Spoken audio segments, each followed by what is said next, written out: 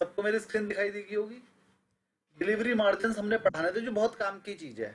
और ज्यादातर आप लोग मेरे से पूछते भी हैं, सर ये मार्जिन का क्या हिसाब है, बढ़ कब गए, कम कैसे हो गए, क्या होगा क्या नहीं, ये सब पेपर बहुत अच्छा आता है। डिलीवरी मार्जिन से रिलेटेड भी बहुत सारे क्वेश्चन पेपर में आते हैं, इसलिए ये वाला पैरा थोड़ा अच्छे से समझना है आपको, और फिर आपकी क्वेरी लेंगे। चलिए स्टार्ट करते हैं। डिलीवरी मार्जिन का मतलब क्या है? Are levied on the lower of potential deliverable position, कि अगर आपने मान लीजिए एक्सपायरी खत्म हो गई तो वो लॉट आपको खरीदना पड़ेगा, तो उसी हिसाब से धीरे धीरे करके आपसे मार्जिन मांग लिया जाता है, भैया अगर आपको खरीदना है तो लाओ पैसे दो। तो वो कह रहा है धीरे धीरे मांगा जाता है, ऐसा एक दिन में नहीं मांगा जाता। और वो भी किस लिए मांगा जाता है? सिर्फ in the money long option के लिए। पहली कंडीशन क्या है? वो इन द मनी होना चाहिए, मतलब एट द मनी और आउट ऑफ द मनी के लिए नहीं मांगा जाता, सिर्फ इन द मनी के लिए मांगा जाता है। जब वो 5 पैसे से इन द मनी हुई हो, अगर इन द मनी होगी तो मांग लेंगे, वरना नहीं मांगेंगे। ठीक है सर, इन द मनी होना चाहिए और ऑप्शन होना चाहिए। ऑप्शन लॉन्ग, लॉन्ग मतलब बाय किया हुआ ऑप्शन, जैसे कॉल बाय कर रखी है आपने या फिर पुट बाय कर रखी है तो। और तीसरे में एक तो ये दो की होंगी तो मांगा जाएगा, या फिर वो फ्यूचर हो, फ्यूचर चाहे लॉन्ग हो तो मांगा जाएगा। शॉर्ट के केस में तो आपको डिलीवरी देनी पड़ती है। ठीक है सर, ऑप्शन होगा अगर तो इन द मनी होना चाहिए और खरीदा हुआ होना चाहिए, तो डिलीवरी मार्जिन एक्स्ट्रा मांगेंगे आपसे। और अगर फ्यूचर होगा तो उसमें तो आपने मार्जिन दे ही रखा है, लेकिन अगर वो लॉन्ग है, फ्यूचर लॉन्ग है, तो उस पर मार्जिन बढ़ जाते हैं बाद में। वो कैसे बढ़ते हैं वो बताएंगे आज। Example, if expiry of derivative contract Thursday को है मान लीजिए, the delivery margin on the potential ITM long option, जो आपने पोटेंशियल मार्जिन कितना लगेगा, जो आईटीएम ऑप्शन है लॉन्ग है, position becomes applicable from EOD end of day of the previous Friday. अगर थर्सडे को है तो एक हफ्ता पहले, अगर थर्सडे को आपकी एक्सपायरी है तो पिछले मतलब 7 दिन पहले फ्राइडे से ही मार्जिन लगने शुरू हो जाएंगे। Delivery margin are part of the initial margin of the clearing member and are computed at the client level settlement obligation for all position to be settled through the delivery. कह रहा है जो margin आपके पास पहले लग गए call खरीदने के वो तो लगे हुए हैं, कुछ एडिशनल मार्जिन लग जाएंगे, वो एडिशनल मार्जिन दिखा रहे हैं। Client level potential ITM long option position are computed on daily basis. कह रहा है वो तो डेली बेसिस पे तो जो हम करते हैं आपको वो तो करेंगे ही करेंगे, लेकिन अगर आईटीएम ऑप्शन है are identified based on the closing price. Closing price के हिसाब से हम चेक करेंगे क्या ये आईटीएम है। अगर आईटीएम है क्लोजिंग पे तो मार्जिन लगेगा, अगर क्लोजिंग होते होते वो आईटीएम से निकल गया, ओटीएम हो गया, तो नहीं लगेगा। तो वो कह रहा है कि अगर उस दिन में वो उसका क्लोजिंग प्राइस आईटीएम होगा तो लग जाएगा, वरना नहीं लगेगा। अब कितना लगेगा? Delivery margin are levied at different client level collected from clearing number in stage manner as under. पहला, अगर आपका 4 दिन पहले की बात है, थर्सडे को है तो एक थर्सडे गिनेंगे, एक वेडनेसडे गिनेंगे, एक ट्यूसडे गिनेंगे और एक मंडे गिनेंगे। ठीक है, अगर 4 दिन बचे हुए हैं, यानी कि वही वाली बात होगी, थर्सडे के लिए हम क्या करेंगे, फ्राइडे की क्लोजिंग चेक कर लेंगे और मंडे से ये वाले मार्जिन लगने शुरू होंगे। तो मैंने इसके आगे लिख दिया मंडे। तो मंडे अगर है और थर्सडे की एक्सपायरी है तो डिलीवरी मार्जिन होगा 20%, मतलब टोटल वैल्यू का 20% मार्जिन एक्स्ट्रा लग जाएगा।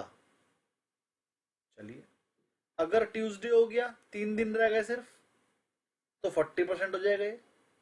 अगर वो हो गया वेडनेसडे, 2 दिन ही रह गए वेडनेसडे और थर्सडे के, तो वो 60% हो जाएगा। और अगर थर्सडे के दिन ट्रेड करोगे, थर्सडे के दिन डिलीवरी जिस दिन एक्सपायरी है उस दिन ट्रेड करोगे, तो 80% ऑफ द डिलीवरी मार्जिन होगा, वैल्यू का 80% आपको अभी देना पड़ेगा। तो आप उस वाले इन द मनी ऑप्शन को होल्ड कर सकते हो, मतलब पूरे का पूरा मार्जिन देना पड़ेगा उसी दिन। डिलीवरी वैल्यू का मतलब टोटल 10 लाख का अगर कॉन्ट्रैक्ट है तो 10 लाख का 80 में 8 लाख रुपए देकर ही आप उसे होल्ड कर पाओगे। Position which are converted to settlement, अब मान लीजिए आपने थर्सडे को भी नहीं बेचा, तो बस फिर 80% तो आपने पहले ही दे दिया था, 20% और दे के ले लो, फिर तो डिलीवरी लेनी पड़ेगी। Position which are converted to the settlement by delivery after the expiry date become subject to levy of margin as applicable. 80% तो आपने पहले ही दे रखा है, 20% आपको और देना पड़ जाएगा। यहां तक किसी की कोई क्वेरी हो इससे रिलेटेड तो बताइए।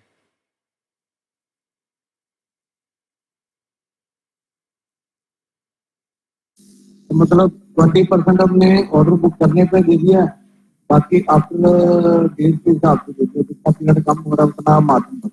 आपका 10 लाख रुपए का कॉन्ट्रैक्ट था, आपने लिया हुआ था बीएचएल का शेयर 250 रुपए का, 4000 का कॉन्ट्रैक्ट था, 4000 शेयर का। 10 लाख की चीज लेने के लिए आपने अगर कॉल ली है तो सिर्फ कॉल के पैसे देने पड़ते हैं 5000, 7000, 10,000 रुपए।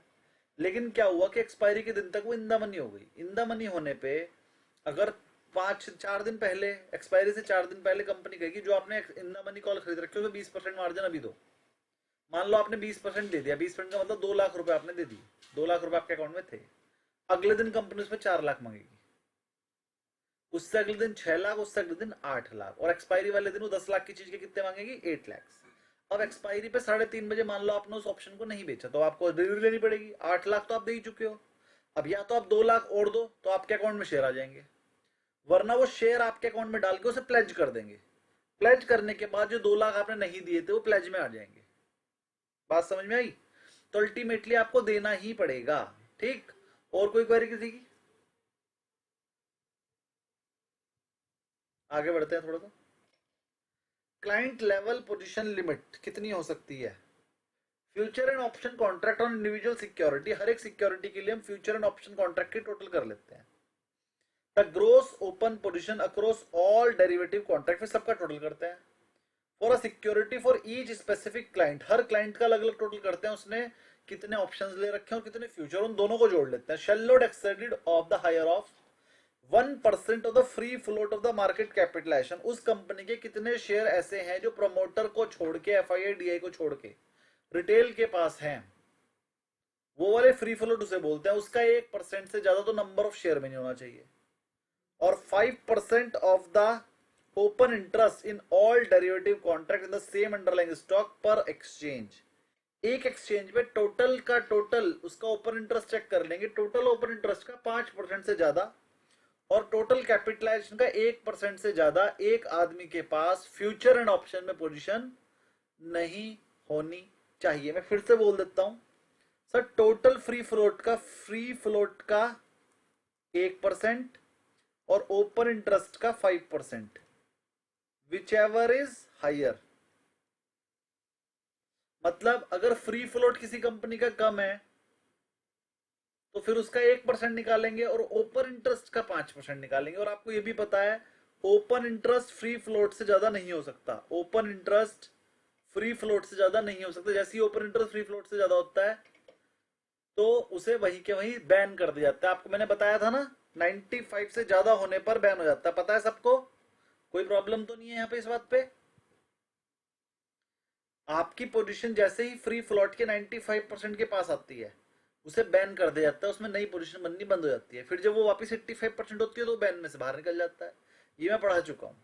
तो इसका मतलब आप चलो कि कभी भी ओपन इंटरेस्ट फ्री फ्लोट से ज्यादा नहीं होगा, बहुत 1-2 बार ही हो सकता है, वो बैन में चला जाएगा फिर नहीं होगा। तो जो फ्री फ्लोट है उसका 5%, सॉरी फ्री फ्लोट का 1% और ओपन इंटरेस्ट का 5%, क्योंकि ओपन इंटरेस्ट हमेशा फ्री फ्लोट से कम ही होता है। तो मान लीजिए फ्री फ्लोट 100 है और ओपन इंटरेस्ट 50 है, तो यानी कि जो 100 है उसका 1% यानी कि 1, और जो 50 है उसका 5% यानी कि 2.5। तो दोनों में जो हायर होगा वो एक आदमी ले सकता है, उससे ज्यादा नहीं ले सकता।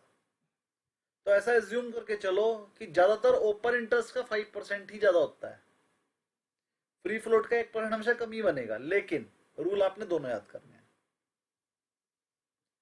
चलिए इन दोनों में जो हायर होगा वो ले सकते हैं, क्या करना है फिर? तो client level position limit security wise हम चेक करेंगे, are made available to the members on the exchange website, और एक्सचेंज की वेबसाइट पे भी आपको बता दिया जाता है किसने कितना लिया हुआ है। Any person acting in consult who together on 15% और more of the open interest in a particular underlying index, ये जो लिमिट थी ये थी स्टॉक के केस में। किसके केस में? स्टॉक के केस में। और ये 15% वाली लिमिट है ये इंडेक्स के केस में है, पेपर में आ सकती है। 15% of the total open interest एक आदमी या फिर वो पूरा ग्रुप मिलकर ले सकता है। अब क्या होता है, इंडेक्स में तो ओपन इंटरेस्ट बहुत ज्यादा होता है, उसे एक आदमी ले ही नहीं सकता 15%। तो वो पूरी की पूरी कंपनी मिलकर भी अगर खरीद रही है तो इंडेक्स में 15% तक की पोजीशन बना सकती है, 15% से ज्यादा नहीं बना सकती। और अभी थोड़े दिन पहले वो किसका नाम आया था, वो जिसपे पेनल्टी लगी थी, उसने इंडेक्स मैनेजमेंट, क्या नाम? अरे बाहर की कंपनी थी, उसपे पेनल्टी लगाई है सेबी ने, उसने करोड़ रुपए कमा लिए। टेनिस ने। हाँ क्या नाम? गेम्स की। धीरज जी की आवाज समझ नहीं आ रही है, बोलिए। Jain state, Jain state. Jain snake, क्या नाम बताया? जैने, जैने, हाँ जैने, जैनेस वाले ने। वो तो उसने क्या किया था, 15% से ज्यादा पोजीशन बना ली थी, तो सेबी ने उसे नोटिस इशू कर दिया, भाई तो 15% से ज्यादा नहीं बना सकता। वो फिर भी नहीं माना, नहीं माना तो सेबी ने उसे पेनल्टी लगा दी, और जितना प्रॉफिट करा था उसने उससे वापस ले लिया कंपनी ने, सेबी ने। तो 15% की लिमिट है इज रिक्वायर, और 15% बनाने के बाद भी आपको क्या करना पड़ेगा, is required to report this fact to the exchange, और आपको एक्सचेंज को बताना पड़ेगा। अगर आपने ऐसा ना करा तो क्या होगा, failure to do so shall be treated as violation and shall attract appropriate penal and disciplinary action according to the rules, bylaws and regulation of clearing corporation। Rule के हिसाब से आप पे लग जाएगा पेनल्टी। चलो थोड़ा और बताते हैं इसके बारे में। Trading member wise position limit कैसे चेक करेंगे इंडेक्स फ्यूचर में? The trading member position limit in equity derivative contract shall be higher of 7500 crore plus या फिर 15% ऑफ टोटल ओपन इंटरेस्ट, दोनों में से कुछ भी हो जाए तो आपको रिपोर्ट करनी पड़ेगी, और इससे ज्यादा नहीं बनाओगे। This limit would be applicable on open position in all future contract of particular underlying index, और ये एक इंडेक्स की पोजीशन पे चलेगा। इंडेक्स ऑप्शन पे भी चलेगा क्या? ये मैंने फ्यूचर के बारे में बताया, अब ऑप्शन के बारे में बता रहा हूं। ऑप्शन के केस में trading member position limits in equity index option contract shall be higher of 7500 crore रुपए या फिर 15% of total open interest in the market in equity index option contract. मतलब फ्यूचर का ओपन इंटरेस्ट अलग देख लेंगे, उसका 15% तुम अलग बना सकते हो, ऑप्शन का 15% तुम अलग बना सकते हो, और 7500 करोड़ ये एक लिमिट आपको अलग से दे दी। अगर इंडेक्स में ज्यादा काम नहीं हो रहा है तो 7500 करोड़ तक का तो आप बना ही सकते हो। This limit would be applicable the open position all option contract on a particular underlying asset, और हर एक इंडेक्स के लिए अलग अलग कैलकुलेट होगी 15%। चलिए इंडिविजुअल सिक्योरिटी के लिए क्या होगा? अब इंडिविजुअल सिक्योरिटी के लिए भी एक लिमिट दी गई है। इंडिविजुअल सिक्योरिटी मतलब वो तो इंडेक्स था, Nifty, bank Nifty, mid cap Nifty. अब हम सिक्योरिटी की बात कर रहे हैं, मतलब बीएचईएल, रिलायंस, इन्फोसिस, इसमें क्या होगा? The combined future and option दोनों को मिला के, फ्यूचर को भी मिला लो और ऑप्शन को भी मिला लो, सारी की सारी चीजें मिला के total 20% will be the applicable market wide position limit पर एक्सचेंज। वो कह रहा है the combined future and option position limit shall be 20% of the applicable MWPL. MWPL का मतलब फ्री फ्लोट। इसकी फुल फॉर्म होती है मार्केट वाइड पोजीशन लिमिट, और मतलब क्या होता है इसका मैं एक बार पढ़ा चुका हूं। एफआईआई, डीआईआई प्रमोटर के स्टेक को छोड़ दो, जो ट्रेडेबल स्टॉक है उसको लेंगे, यानी कि फ्री फ्लोट को। फ्री फ्लोट का 20% ही आप बनवा सकते हो इंडिविजुअल सिक्योरिटी में एक आदमी पे, और 3% से ज्यादा होते ही उसे रिपोर्ट करना पड़ता है, ये आपको पता है। 20% तक एक आदमी खरीद सकता है, लेकिन 3% होते ही मार्केट वाइड पोजीशन लिमिट का 3% खरीदते ही या बेचते ही उसे एक्सचेंज को बताना पड़ता है कि मैंने इसमें पोजीशन बनाई है, कितनी बनाई है ये बतानी पड़ती है। इसी तरह से आपको ऑपरेटर का डेटा मिलता है 3% वाला। The clearing corporation shall specify the trading member by position limit on the last trading day of the month, which shall be reckoned for this purpose during the next month। और हर महीने के and में trading corporation इनकी limit बताता है। ये market wide position limit क्या होती है, वो एक बार फिर से समझ लीजिए। Market wide position limit for future and option contract और इंडिविजुअल सिक्योरिटी शैल बी 20%। कह रहा 20% of the number of share held by the non promoter in the relevant underlying security. कह रहा प्रमोटर की होल्डिंग हटाने के बाद जो बचा उसके 20% लिमिट बोल देंगे, और 20% of the free float in terms of number of share of the company. अब एक तरीका तो यह है कि टोटल में से प्रमोटर के शेयर हटा दो, तो नॉन प्रमोटर क्या आ जाएंगे? नॉन प्रमोटर के शेयर का 20% ले लो, और जहां पर किसी किसी कंपनी में प्रमोटर होता ही नहीं है, मतलब जो प्रमोटर था वो अपनी शेयर होल्डिंग बेचकर जा चुका है, अगर वहां पर प्रमोटर नहीं है तो फिर टोटल में से वो वाले शेयर हटा दो जो बड़े बड़े इंस्टीट्यूशन ने ले रखे हैं लॉन्ग टर्म के लिए, जो एकदम से नहीं बेचेंगे। मतलब एफआईआई और डीआई की होल्डिंग को हटा दो। अब जो बचा उसे फ्री फ्लोट बोलते हैं। तो वो कह रहा है जहां पर प्रमोटर है वहां पर नॉन प्रमोटर का 20% ले लेंगे, जहां पर प्रमोटर नहीं है वहां पर फ्री फ्लोट का 20% ले लेंगे। यहां तक किसी को कोई क्वेरी हो तो एक बार बोल दीजिए।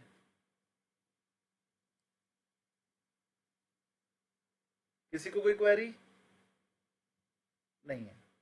और थोड़ा सा आगे बढ़ते हैं, थ्योरी ही पढ़ानी है बस, और एक दो पैरा ही बचे हैं। थ्योरी में थोड़ी सी बोरिंग रहेगी, लेकिन पेपर में आती है और इंपॉर्टेंट थ्योरी है, इसलिए पढ़ा रहे हैं। The clearing corporation shall specify the market-wide position limit on last trading day of the month, which shall be reckoned for this purpose during the next month. हर महीने की MWPL कैलकुलेट करके trading corporation आपको बताता है और फिर पूरे महीने के लिए उसे वही मान ले आता है. Trading system display an alert once the open interest in the future and option contract a particular security exceeds 60% of the market wide position limit. जैसे ही आपका ओपन इंटरेस्ट आप मार्केट वाइड पोजीशन लिमिट का 60% होता है तो trading system आपको बता देता है. ये 20% की लिमिट है ये एक आदमी को लेने के लिए है और मार्केट वाइड पोजीशन लिमिट निकालने के लिए टोटल का 20% करते हैं और उस मार्केट वाइड पोजीशन लिमिट का 60% जैसे हो जाता है तो वो आपको एक बार के लिए बता देता है कि 60% पोजीशन बन गई है. फिर पहले बताता है 60% पे कि भैया इतनी पोजीशन बन गई है और मत बनाओ. फिर बताता है 95% पे कि भैया 95 बन गए तुम बैन में चले गए और बना ही नहीं सकते. फिर जैसे ही वो वापस 85 के नीचे जाता है तो बैन में से निकल जाता है. तो 3 टोटल है 65, 95 और फिर 85. इन 3 जगहों पे वो बताता है. देखो लिखा भी है इफ द एग्रीगेट ओपन और सिक्योरिटी क्रॉस कर जाए 95% को no fresh position shall be permitted for the said security from the subsequent trading day. अगले दिन से उसमें कोई नई पोजीशन नहीं बनेगी. और फिर जब वो वापस घूम के 80 पे आ जाता है वापस 80 पे तो वो अनबैन होता है. फिर उसमें नई पोजीशन बन सकती है. ये मैं आपको पहले पढ़ा चुका हूं. चलिए जी बाकी कुछ नए आ गए हैं. सेबी ने कुछ जो मार्जिन वो पहले आपको फायदा दे देती थी अब देने बंद कर दिया. जैसे पहले वो 5 दिन पहले 4 दिन पहले प्रीमियम नहीं लेती थी. जो EOD4 अभी आपको थोड़ी देर पहले पढ़ाया 20%, 40%, 60% वो पहले नहीं लेती थी अब लेना शुरू कर दिया. इसी को बोलते हैं up front collection of option premium. पहले वो नहीं लेती थी अब लेने लगी है. दूसरा पहले कैलेंडर स्प्रेड अगर आप बनाते थे कि आपने करंट एक्सपायरी का बाय कर लिया, करंट एक्सपायरी का तो बाय कर लिया, नेक्स्ट एक्सपायरी का सेल कर दिया तो मार्जिन पूरा नहीं लगता था. लेकिन अब लगता है. कैलेंडर स्प्रेड में भी बेनिफिट देने बंद कर दिए लास्ट के 4 दिन में. इंट्राडे मॉनिटरिंग भी होने लगी है. पहले क्या होता था अगर आप इंट्राडे में जितना मर्जी खरीद बेच कर लो कुछ नहीं कहते थे एक्सचेंज आपको. लेकिन अब क्या होता है अगर आपके अकाउंट में पैसे हैं तो खरीद पाओगे वरना नहीं. पहले तो 20-20 गुना का खरीद देते थे इंट्राडे में. Revision of index derivative contract size. पहले निफ्टी थी, पहले बैंक निफ्टी थी 15 पॉइंट की अब हो गई 35 पॉइंट की. पहले निफ्टी थी 25 पॉइंट की अब हो गई 75 पॉइंट की. रिवीजन कर दिया, बड़े कर दिए कॉन्ट्रैक्ट. अब वो 15 से 20 लाख के हो गए. पहले 5-5 लाख के थे. तो पहले ये ट्रेड करना इजी था अब ट्रेड करने में मार्जिन ज्यादा लगने लग गया. और वीकली इंडेक्स डेरिवेटिव को भी रैशनलाइज कर दिया, कुछ कम कर भी दिए. पहले तो बहुत ज्यादा वो करते थे, कुछ कम कर दिया और धीरे धीरे बंद भी करने की सोच रहे हैं. और जिस दिन एक्सपायरी होती है उस दिन आपसे थोड़ा सा एडिशनल मार्जिन ले जाता है. 80% तो लिया ही जाता है. 80% मार्जिन तो लिया ही जाता है प्लस 2% मार्जिन एक एडिशनल टेल रिस्क मार्जिन भी लेता है 2%. मतलब 80 जगह 82% लेते हैं. चलिए यहां तक किसी को कोई क्वेरी हो तो बोलिए. बस छोटा सा पोर्शन ही बचा था हमारा, ये हमने खत्म कर दिया. अभी आपकी क्वेरी लेंगे और बैक क्वेश्चन भी कराएंगे. जी किसी को कोई क्वेरी यहां तक जो हमने आज पढ़ा है इसमें? Very good. किसी को नहीं है. स्टूडेंट भी बहुत कम आए हैं. सबको लग रहा है कि थ्योरी पढ़ने में मजा नहीं आता इसलिए कम आए हैं. बैक क्वेश्चन करते हैं. सर गणेश जी की स्थापना करने में लगे सब. हाँ ये भी हो सकता है. आज हमने भी स्थापना की है लेकिन वो तो दिन में होती है रात में थोड़ी. सर जो मार्जिन लगा हुआ है उसमें जो 2% आप बोल रहे हो वो पहले 20% वाले में नहीं आता था, बाद में हमने 80% देना. हाँ 80% तो हम दे ही रहे हैं. एक्सपायरी के दिन 2% और दे देंगे. 82% लग जाएगा. मतलब स्टार्टिंग में ही 82% दे दिया. स्टार्टिंग में नहीं, एक्सपायरी डे वाले दिन. एक्सपायरी डे वाले दिन. चलिए बैक क्वेश्चन करते हैं, देखते हैं आपको कितना आया.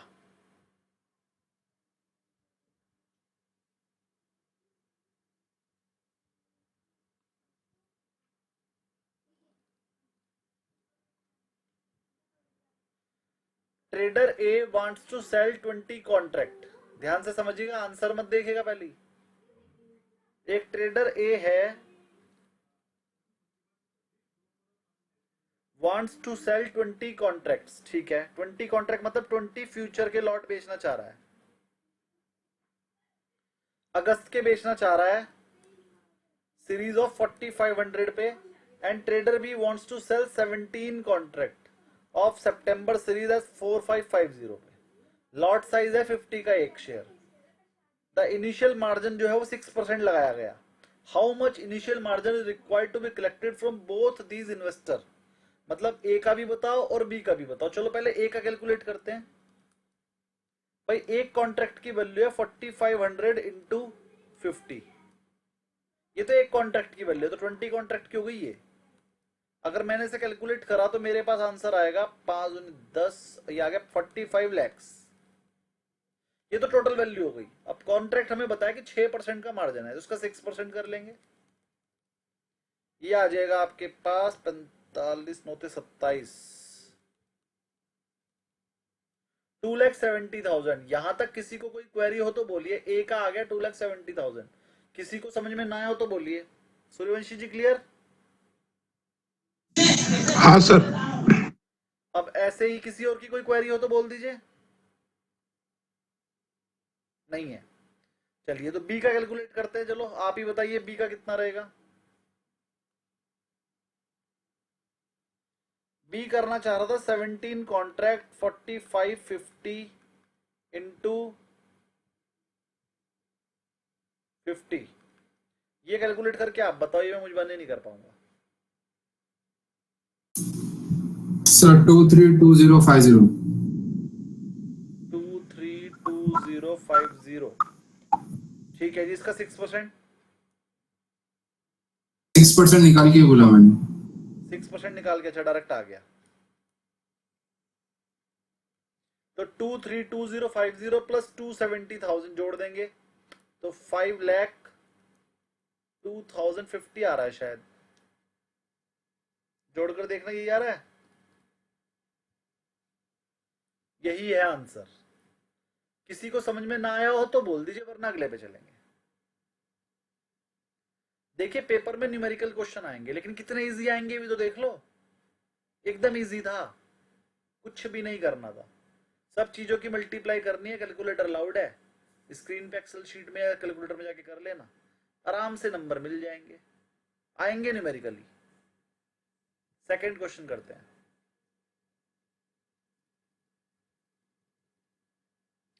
ए मेंबर हैज 2 क्लाइंट. एक मेंबर है मतलब एक एंजल वाले हैं, उनके पास 2 क्लाइंट है. एक का नाम है C1 क्लाइंट 1 और क्लाइंट 2. क्लाइंट 1 ने क्या करे 800 कॉन्ट्रैक्ट परचेज कर लिए और क्लाइंट 2 ने सोल्ड कर दिए 900 कॉन्ट्रैक्ट अगस्त के XYZ फ्यूचर सीरीज के. What is the outstanding liability open position of the member. अब की बार हमने C1 और C2 का नहीं पूछा, एंजल वालों का पूछ लिया. बताओ जी उनकी. अब उसमें क्या हुआ, उनके एक क्लाइंट ने 800 तो बाय करे हैं और उन्हीं के एक क्लाइंट ने 900 सेल करे हैं, तो उनके लिए तो टोटल में बस 100 सेल हुए ना. नेट पोजीशन यही है ना उनके लिए. तो उनका सही आंसर सबको क्लियर हो गया. 100 माइनस.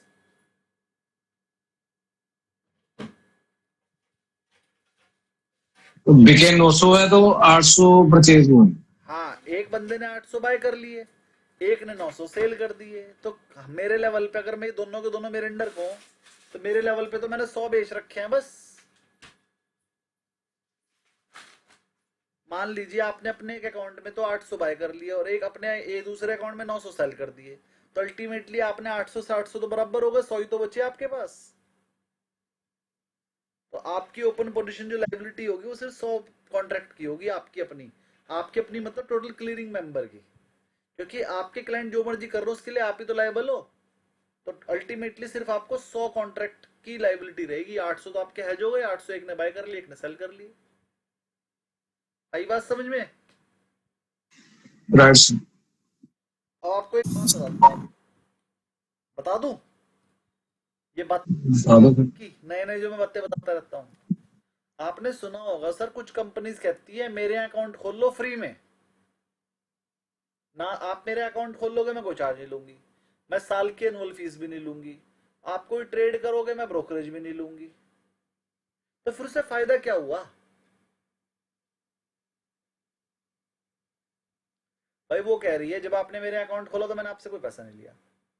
फिर आपने जो साल की एनुअल फीस होती है हर साल की 500-700 रुपए, मैंने वो भी नहीं ली. फिर आपने जो ट्रेड किया पूरे दिन, मैंने वो भी नहीं लिया. जाओ वो भी छोड़ दिया. कुछ कंपनियां हैं ऐसी,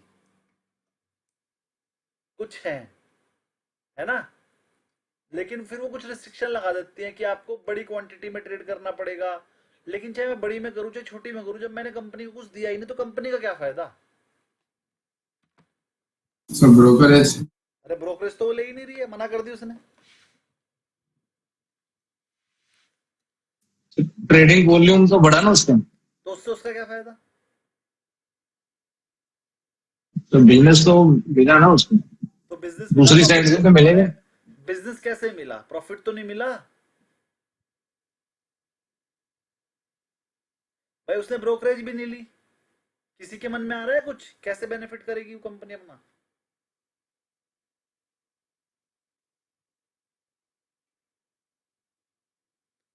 दाऊद जी कुछ समझ में आ रहा है? नहीं सर, आप बताओ प्लीज। नहीं बताऊंगा ही मैं तो। सूर्यवंशी जी कुछ आया? सर मुझे सो आंसर आ रहा है ना, वो उसी से प्रॉफिट करेंगे। किस चीज से? मुझे ऊपर वाले क्वेश्चन का जो आंसर 100 आया ना, ओपन पोजीशन, कैसे करेंगे ये भी बता दो। वो नहीं मालूम सर, वो तो मगर हम करेंगे जब उसी मेरे से को वो। 100 रुपए से ही याद आई चीज, तो बात तो मैं उससे रिलेटेड ही कर रहा हूँ, तो पता चल गया। लेकिन कैसे करेंगे समझा देता हूँ। मान लीजिए मैंने 800 करोड़ का माल खरीदा और सूर्यवंशी जी ने 800 करोड़ का माल बेचा। मैंने फ्यूचर में 800 करोड़ के ऑप्शन कॉन्ट्रैक्ट खरीदे और सूर्यवंशी जी ने 800 करोड़ के बेचे। तो मैंने 800 करोड़ जमा करे होंगे उनके अकाउंट में तभी तो खरीदे, और सूर्यवंशी जी ने 800 करोड़ जमा करे होंगे तभी तो बेचे।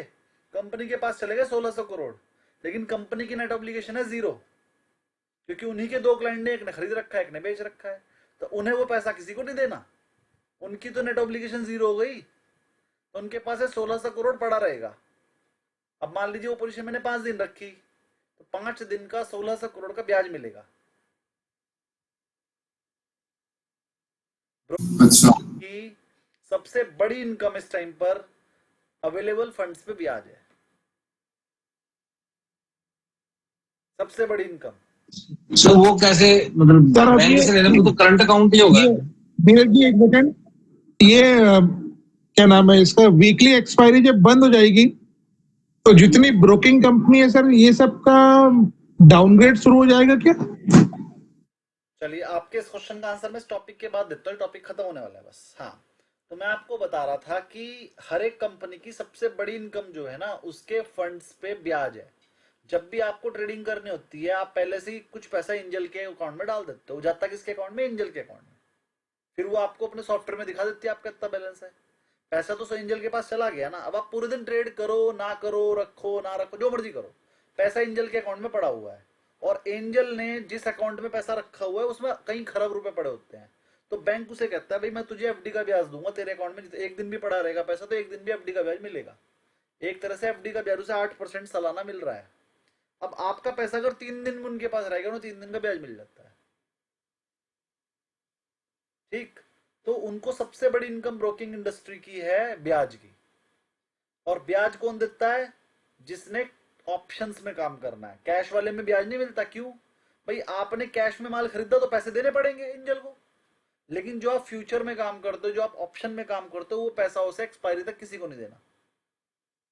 वो पैसा उसे एक्सपायरी तक किसी को नहीं देना। उसने तो सिर्फ गारंटी दे रखी है आपकी, कल को अगर से लॉस होगा तो पैसे मेरे से लेना, इस बात के आपसे पैसे ले रखे हैं। तो वो जो पैसे ले रखे हैं गारंटी देने के लिए, उसका ब्याज तो वही कमा रही है एंजल वाले। तो फ्यूचर मार्केट में ब्रोकरेज कम है। अगर आप कभी भी चेक करोगे, आप 10 लाख रुपए का फ्यूचर खरीदते हो, उस पर ब्रोकरेज है 10 रुपए लॉट। लेकिन वही 10 लाख रुपए के शेयर खरीद के देख लेना कभी, कम से कम ब्रोकरेज लगेगी 2000 रुपए की।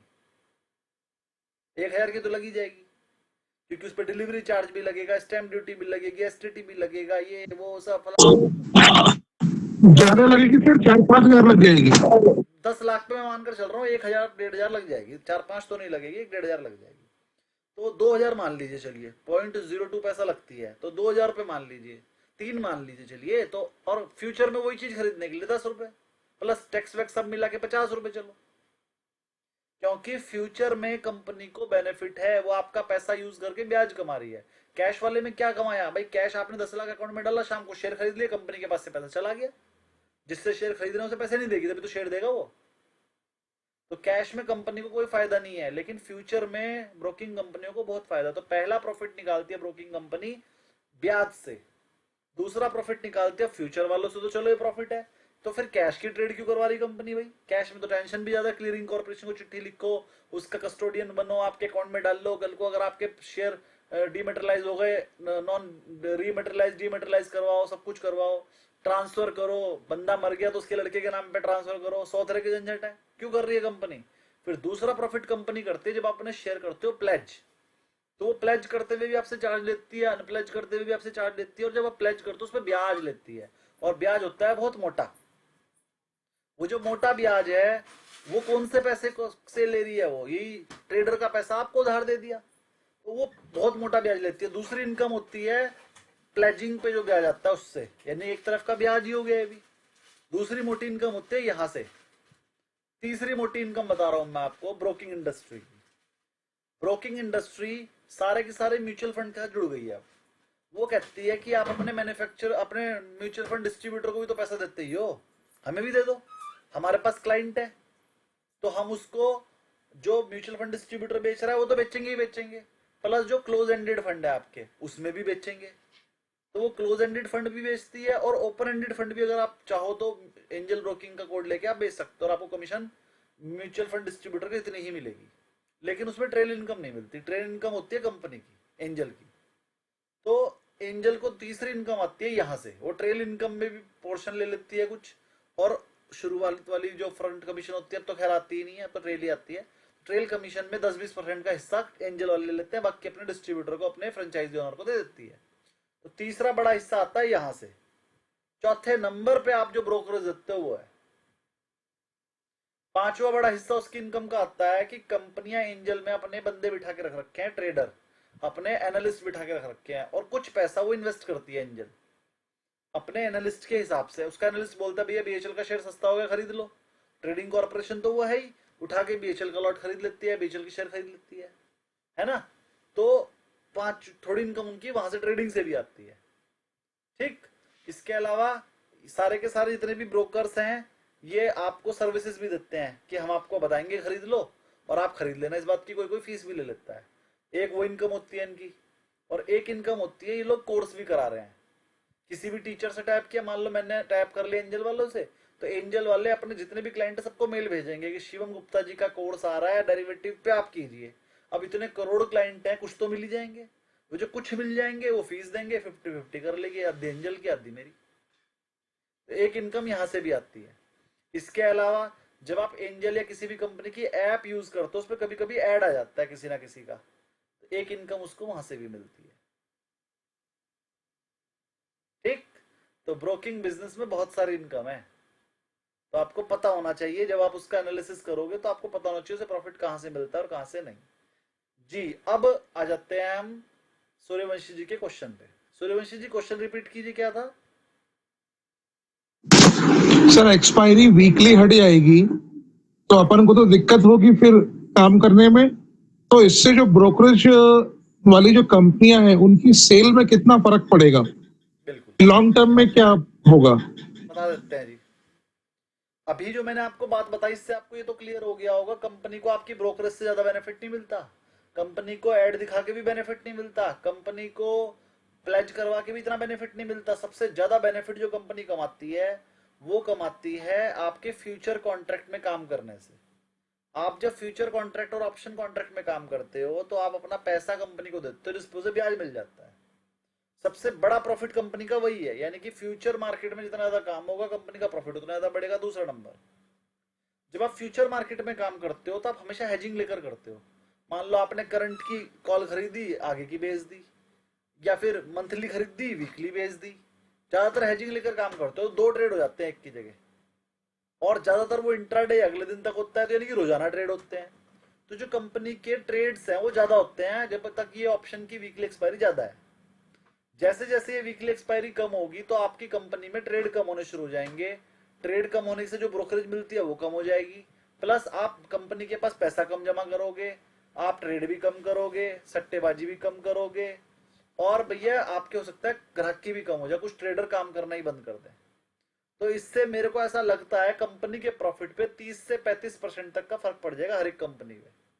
तो अगर वीकली एक्सपायरी बंद हो गई तो ये कंपनियों के लिए बहुत ज्यादा नेगेटिव है, कंपनियों में 10-10% की नीचे की गैप लग जाएगी और 2-3 गैप लगेंगी, 20-30% तक शेयर गिर सकता है सारी कंपनियों के, जीरोधा के भी, एंजल के भी और केपीआईटी टेक भी, और जितने भी इस तरह की कंपनियां काम करती हैं, है ना, वो 25 से 30% तक फॉल हो सकता है इस बात की वजह से कि भैया एक्सपायरी बंद हो गई वीकली।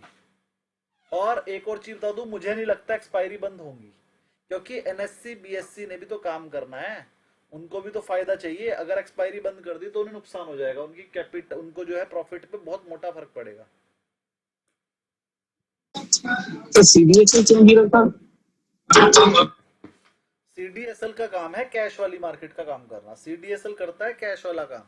आपने शेयर खरीदा तो वो आपके डीमेट में डाल देगा, प्लेज किया तो आपको पैसे मिल जाएंगे, प्लेज चार्जेस ले लेगा, उस पे इस चीज से कोई फर्क नहीं पड़ता, वीकली एक्सपायरी रहे ना रहे कोई फर्क नहीं पड़ता, वो कैश में करता है काम।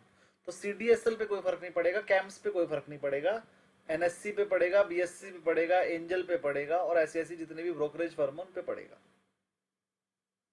और कोई क्वेरी किसी की, वरना फिर बैक क्वेश्चन पे चलेंगे।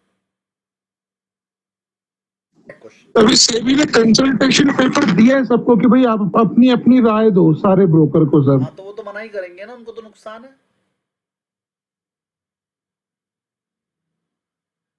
हर कोई मना ही कर रहा है, ठीक है ना, और हम भी मना कर रहे हैं, तो मुझे नहीं लगता वीकली एक्सपायरी हटेगी, कम होनी थी हो गई, हटेगी नहीं। थर्ड क्वेश्चन सर, ये अगर सेकंड क्वेश्चन में अगर टोटल कॉन्ट्रैक्ट्स रहता तो 700 आ जाता ना।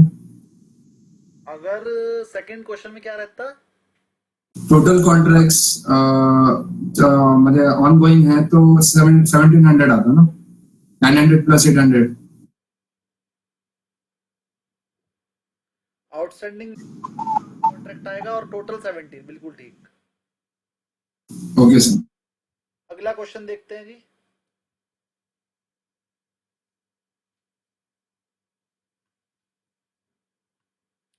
Client position can not be netted off, client की पोजीशन को नेटेड ऑफ नहीं करा सकता against each other while calculating initial margin on the derivative segment.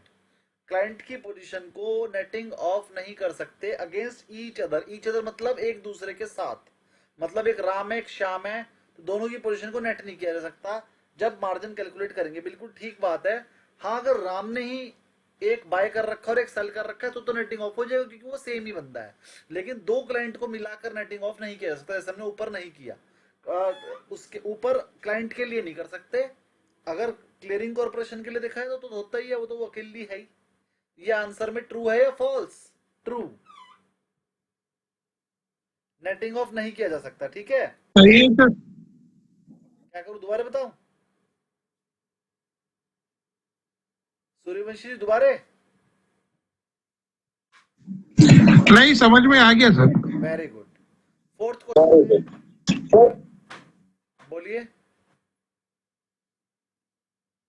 किसी की कोई क्वेरी? फोर्थ क्वेश्चन है M2M से रिलेटेड।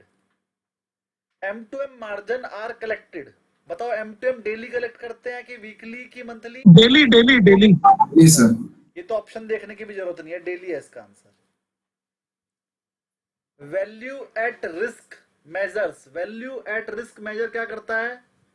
ये एक तरह का मार्जिन होता है कि आपको टोटल कितना लॉस हो सकता है, तो risk level of financial portfolio, कि आपके पोर्टफोलियो का रिस्क लेवल कितने % है, वो मेथड करता है, इसे याद करना है आपने। चलिए थोड़े से क्वेश्चन और करेंगे।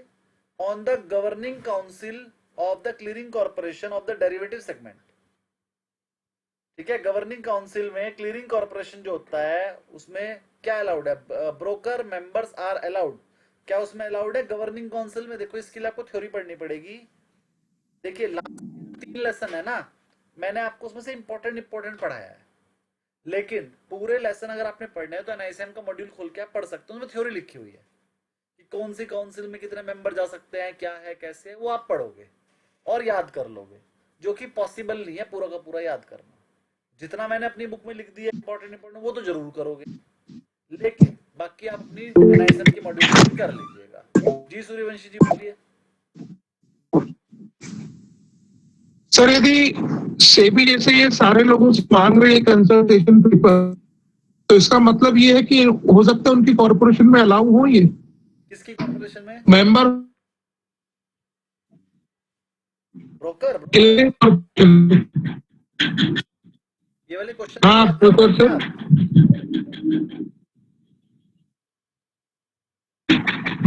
मतलब ब्रोकर का अलाउ होंगे। हाँ, ब्रोकर तो अलाउड है, ये तो मैं आंसर देने वाला हूँ। ब्रोकर अलाउड है, ठीक है, बोल रहा था। ओके। तो governing council of the clearing corporation जो होती है ना, डेरिवेटिव सेगमेंट की, उसमें ब्रोकर मेंबर्स आर अलाउड, हाँ अलाउड है। गवर्निंग काउंसिल मेंबर में ब्रोकर भी अलाउड है और क्लियरिंग मेंबर भी अलाउड है, बैंक्स भी अलाउड है, जो से सब कुछ मैनेज कर रहे हैं, सीडीएसएल भी अलाउड है, सब अलाउड है।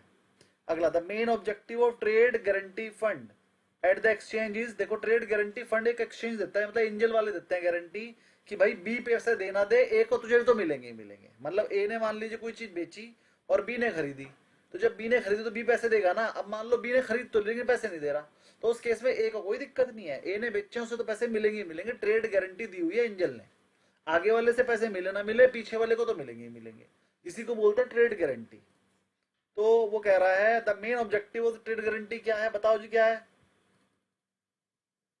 To guarantee the settlement of the bona fide transaction of the member of the exchange, to include confidence in the minds of the market participant. दोनों ही ठीक लग रहे हैं मुझे तो, और पढ़ते हैं नीचे। To protect the interest of the investor, बिल्कुल ठीक, सारे हैं इसके आंसर, और ये मैं एक बार पहले भी पढ़ा चुका हूं आपको।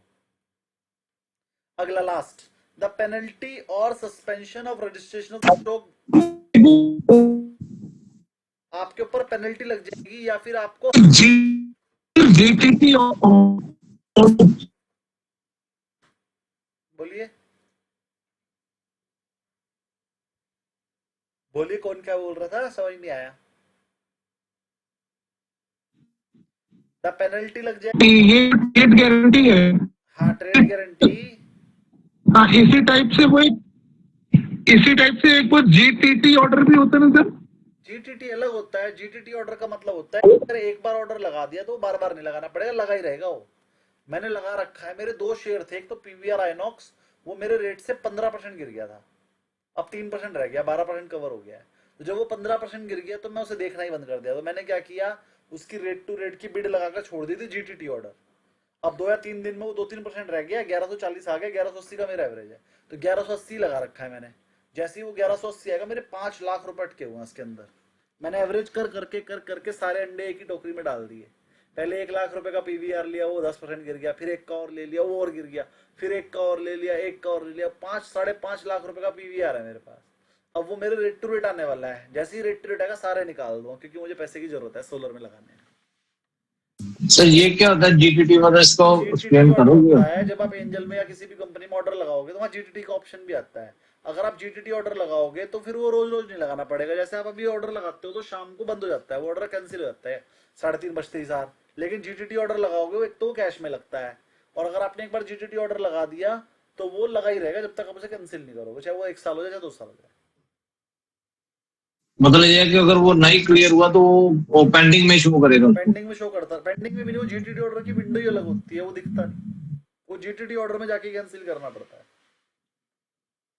तो सर एक ओटीटी भी होता है कोई? ओटीटी तो नहीं सुना, जीटीटी होता है।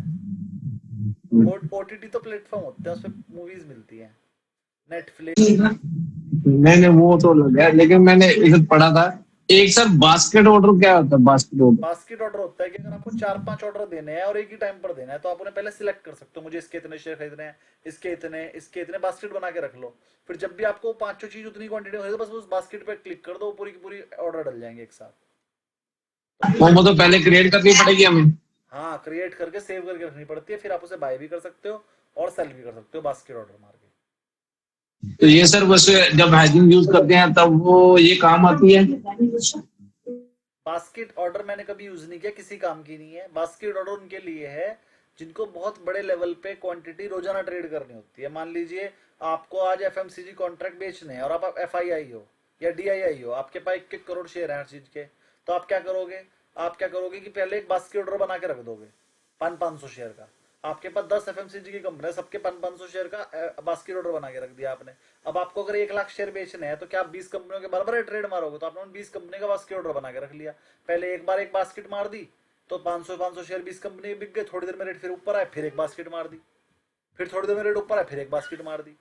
तो उससे क्या होगा कि 20 ट्रेड की जगह एक ही ट्रेड मारना पड़ेगा आपको बार बार, क्योंकि आपने 20 ट्रेड्स की एक बास्केट बना ली। लेकिन ये यूज कौन करता है? बड़े बड़े लोग, FII DI। मैंने भी आज तक यूज नहीं करा, इतने पैसे मेरे अकाउंट में भी नहीं है, तो 20 ऑर्डर अलग अलग ही लगा लेते हैं। हमारे पास बहुत टाइम, हम खाली हैं। सर ये जो निफ्टी अपन खरीदते हैं तो ये एक ही दिन की आएगी या फिर एक्सपायरी डेट तक की आएगी? एक्सपायरी तक की। अच्छा, बेच कर भी सकते हैं ना? हाँ, अगर आप पे पेनल्टी लग जाएगी या सस्पेंड कर दिया जाएगा registration of the stock broker, आपको स्टॉक ब्रोकर से हटा दिया जाएगा डेरिवेटिव एक्सचेंज सेगमेंट में under the SEBI regulation and can takes place if इनमें से क्या हो तो हटाएंगे। पहला, stock broker fails to pay fees pay नहीं करी तो हटा देंगे। नहीं, अगर फीस पे नहीं करी तो टाइम मिलता है आपको थोड़े दिनों का, फिर फीस देनी पड़ती है वरना हटा भी देते हैं। दूसरा, the stock broker violets the condition of the registration की कंडीशन ही वायलेट कर दी। जैसे रजिस्ट्रेशन लेने के लिए आपको NCFM का सर्टिफिकेट चाहिए होता है, national certified financial adviser, NCFM, national certified finance manager. NCFM का सर्टिफिकेट चाहिए होता है, उसके बिना आप स्टॉक ब्रोकर नहीं बन सकते। अगर आपने वो स्टॉक ब्रोकर का NCFM का सर्टिफिकेट रिन्यू नहीं करा तो आपकी ब्रोकरशिप चली जाएगी। Stock broker is suspended by the stock exchange, अगर एक्सचेंज ने उसे हटा दे तो हटी चली जाएगी। तो तीनों केस हैं जिसमें आप चले जाओगे। अगर आपने फीस पे ना करी एक टाइम लेने के बाद भी तो भी हटा देंगे। अगर आपने कोई कंडीशन वायलेट कर दी स्टॉक एक्सचेंज हटा दे तो आप स्टॉक ब्रोकर से हट जाओगे। Last, fourth, a defaulting members client position could be transferred to dash by clearing corporation. देखो, अगर आपका एक मेंबर है, डिफॉल्टिंग मेंबर्स क्लाइंट, मेंबर का मतलब क्या है यहाँ पर? मान लो एंजल का कोई स्टॉक ब्रोकर है, मान लो मैंने एंजल की फ्रेंचाइजी ली हुई है, तो अगर मेरे पास वो क्लाइंट है और डिफॉल्टिंग मेंबर्स क्लाइंट मेरा क्लाइंट था, position could be transferred to, अब मेरी पोजीशन किसको ट्रांसफर करोगे? मेरे किसी दूसरे बंदे को कर देना, पैसे वो दे देगा, और कोई ना करे तो मेरे को ही कर देना, तो मैं ही दूंगा। पैसे तो देने ही पड़ेंगे ना। किसको दोगे? जो भी बंदा ले सकता हो, अनदर सॉल्वेंट मेंबर, किसी दूसरे मेंबर को पोजीशन भेज देते हैं जिससे कि उसके पैसे निकल जाते हैं। तभी तो मैं कहता हूँ आपकी पोजीशन काट देंगे मतलब आपकी पोजीशन बेच के किसी और को दे देंगे। चलिए, ये नीचे का एक दो क्वेश्चन और बचे, ये आप पढ़ लेना शॉर्ट टर्म, ये टैक्स से रिलेटेड है। वही नॉन स्पेकुलेटिव इनकम मैंने बताया था, profit from derivative transaction from Indian investor, tax कैसे होता है? वो नॉन स्पेकुलेटिव इनकम की तरह ट्रेड होता है और PGBP में टैक्स होता है बिजनेस इनकम की तरह। और FPIs का ये क्वेश्चन बहुत इंपॉर्टेंट है, अगर आप इंडियन हो तो वो नॉन स्पेकुलेटिव इनकम की तरह PGBP में यूज होगा, PGB मतलब बिजनेस इनकम की तरह यूज होगा। और अगर आप FPI हो, the gains from loss arising from the derivative transaction, तो वो शॉर्ट टर्म कैपिटल गेन की तरह यूज होता है। बहुत इंपॉर्टेंट बात है, अगर आप FPI हो तो वो यहाँ बिजनेस तो कर नहीं रहे, तो उनको शॉर्ट टर्म कैपिटल गेन की तरह टैक्स लगा देते हैं। और अगर आप इंडियन हो और नॉर्मल रिटेलर हो तो PGBP की तरह लगाते हैं। बाकी सैंपल क्वेश्चन 2-3 और है थ्योरी के, आप कर लेना। यहाँ तक तो ये बुक तो गई खत्म। किसी की कोई क्वेरी हो तो बोल दीजिए, वरना फिर कुछ और डिस्कशन करके आज की क्लास खत्म करेंगे। सर ये टैक्स कैसे देंगे? मान लीजिए अपन ने साल भर निफ्टी खरीदी बेची और पूरे साल तो में अपन 1 लाख रुपए का टैक्स होगा। फॉर्म कौन सा भरेंगे? मान लो पूरे साल में आपको 1 लाख रुपए का प्रॉफिट हो गया, तो मुझे 1 लाख रुपए का प्रॉफिट हुआ और रिटर्न में दिखाना कि मुझे 1 लाख रुपए का प्रॉफिट हुआ, और बाकी सारे प्रॉफिट भी दिखाना। फिर टोटल करके देखना टैक्स लग रहा है तो लगेगा। 8 लाख तक तो नहीं लिए, 8 लाख से ऊपर हो गया तो लगेगा। मान लो आपको PGBP में यहाँ पर शेयर ट्रेडिंग करके 20 लाख का प्रॉफिट हो गया, तो रिटर्न भरनी पड़ेगी, 20 लाख पे टैक्स देना पड़ेगा। 8 लाख तक नहीं है उसके ऊपर लगेगा, और बिजनेस इनकम की तरह लगेगा स्लैब रेट से। सर ये कैलकुलेट कैसे करते हैं? ये लॉन्ग टर्म इनकम है या शॉर्ट टर्म की ये कैपिटल गेन है? नहीं, प्रॉफिट 7 लाख तक की ना सर? हाँ जी, लॉन्ग टर्म कैपिटल गेन है अपना 7 लाख तक फ्री है, तो 7 लाख ऊपर गेन होगा तो हमको फिर भरना पड़ेगा क्या ITR? हाँ ITR भरनी पड़ेगी, टैक्स भी जमा करना पड़ेगा। अगला क्वेश्चन धीरज जी का था, सर ये लॉन्ग टर्म और शॉर्ट टर्म कैसे पता चलता है? ट्रेडिंग करने के दो तरीके हैं। और यदि अपना 7 लाख रुपए से कम है तो नहीं, तो भरने की जरूरत नहीं है ना सर ITR? ITR भरने आपकी चॉइस है, लेकिन टैक्स नहीं लगेगा चाहे भरो या ना भरो।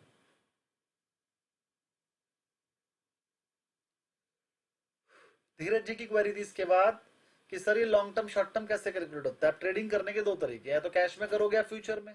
अगर कैश में करा तो शॉर्ट टर्म कैपिटल गेन और लॉन्ग टर्म कैपिटल गेन लगता है। अगर 1 साल से कम होल्डिंग पीरियड था तो शॉर्ट टर्म, 1 साल से ज्यादा था तो लॉन्ग टर्म। 1 साल से कम था तो शॉर्ट टर्म लगेगा, टैक्स का रेट है 10%। अगर 1 साल से ज्यादा होल्डिंग पीरियड था तो लॉन्ग टर्म लगेगा, टैक्स का रेट है 15%। और अगर आपने फ्यूचर में ट्रेडिंग करी, ऑप्शंस में करी, तो बिजनेस इनकम की तरह ट्रेड होगा आपका। तो बिजनेस इनकम मतलब स्लैब रेट से टैक्स लगेगा उसमें। शॉर्ट सर इसमें कैलकुलेशन कैसे करते हैं, किस ब्याह पे कैलकुलेशन करते हैं?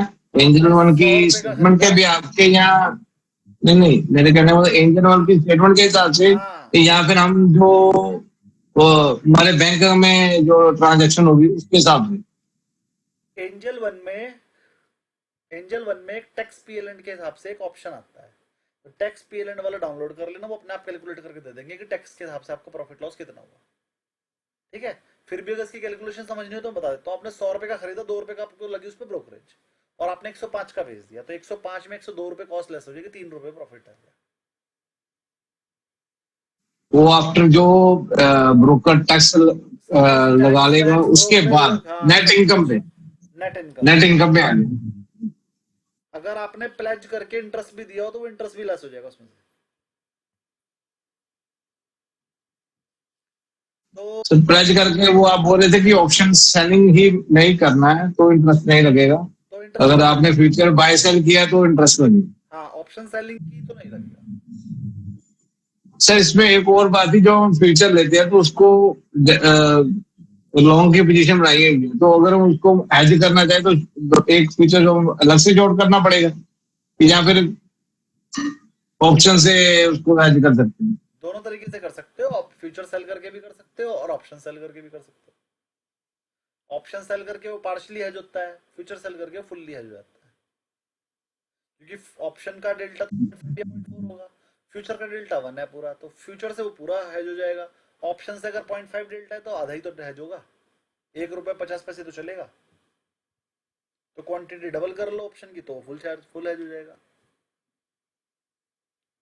मतलब एक फ्यूचर बाय कर ले और उसी को हम सेल भी कर लें, तो फिर दो तो खत्म फ्यूचर हो हो गई गए। पोजीशन। अगर आपने एक फ्यूचर बाय करा, एक फ्यूचर सेल कर दिया, पोजीशन ही खत्म हो जाएगी, हेज करने की जरूरत क्या पड़ी। अगर आपने कैश में बाय किया उसकी जगह पर फ्यूचर सेल कर दोगे तो हेज हो जाता है। और कोई क्वेरी किसी की? सर मेरे को अपना ये जो स्ट्रेडल वाली स्ट्रेटजी, इसमें वो एडजस्टमेंट करना समझ नहीं आया सर।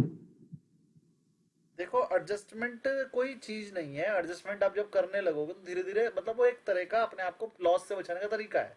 मान लीजिए आपने 500 पॉइंट ऊपर नीचे बेच दिया, अब किसी वजह से मार्केट मान लीजिए 200 पॉइंट गिर गई, तो जब गिरेगी तो पुट में लॉस आना शुरू हो जाएगा, कॉल में प्रॉफिट आना शुरू हो जाएगा। आपको यहाँ पर कॉल लेनी है, मतलब आपको यहाँ पर डिसीजन लेना है।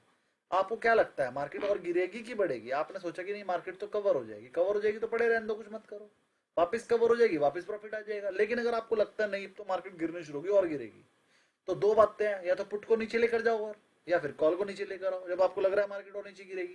तो ये सब तो आपने करना है, इसमें एडजस्टमेंट कुछ नहीं है। एडजस्टमेंट आपको अपने दिमाग से करनी है कि आपका दिमाग क्या कहता है, मार्केट अब कहाँ जाएगी। अगर मार्केट आपको लग रहा है और नीचे गिरेगी तो लेवल को नीचे एडजस्ट कर दो। अगर आपको लग रहा है मार्केट वापस कवर हो जाएगी तो कुछ मत करो। अगर आपको लग रहा है मार्केट जरूरत से ज्यादा बढ़ जाएगी तो लेवल को ऊपर एडजस्ट कर दो। अल्टीमेटली आपको अपनी रेंज बनानी है कि जिसके बीच में ही मार्केट रहे। अगर मार्केट आपकी रेंज तोड़ देगी तो आपको लॉस हो जाएगा, अगर रेंज में रहेगी तो दोनों तरफ जीरो हो जाएगी, आपको प्रॉफिट हो जाएगा। और जो पुट में लॉस हो रहा है उस लॉस को बुक करना है सर? क्यों करना है? जब आपको लग रहा है, अगर आपको लग रहा है मार्केट वापस कवर हो जाएगी तो कुछ मत करो, थोड़ी देर में मार्केट कवर हो जाएगी, पुट का लॉस प्रॉफिट में कन्वर्ट हो जाएगा। जैसे अभी का जो सिनेरियो है, कल मार्केट गिरा है तो सारी पुट जो है सबके प्रीमियम बहुत बढ़ गए। हाँ। अब कल मार्केट खुलेगा तो कल भी मार्केट बहुत ज्यादा गिर जाएगा, तो अब ऐसी कंडीशन में अपन को क्या करना है सर? अगर मान लीजिए आपको लग रहा है कि कल भी मार्केट और गिरेगी, कल भी गिरने के चांस लग रहे हैं। हाँ, तो उस केस में आपको क्या करना क्या चाहिए? सर? अगर आपको लग रहा है कल मार्केट और गिरेगी तो उस केस में से आपको पुट में से एग्जिट कर देना चाहिए था, या फिर पुट को और 1000 पॉइंट नीचे रखना चाहिए था 500 की जगह। ये डिसीजन आपको लेना है, मुझे कितने नीचे और कितने ऊपर बैठना है।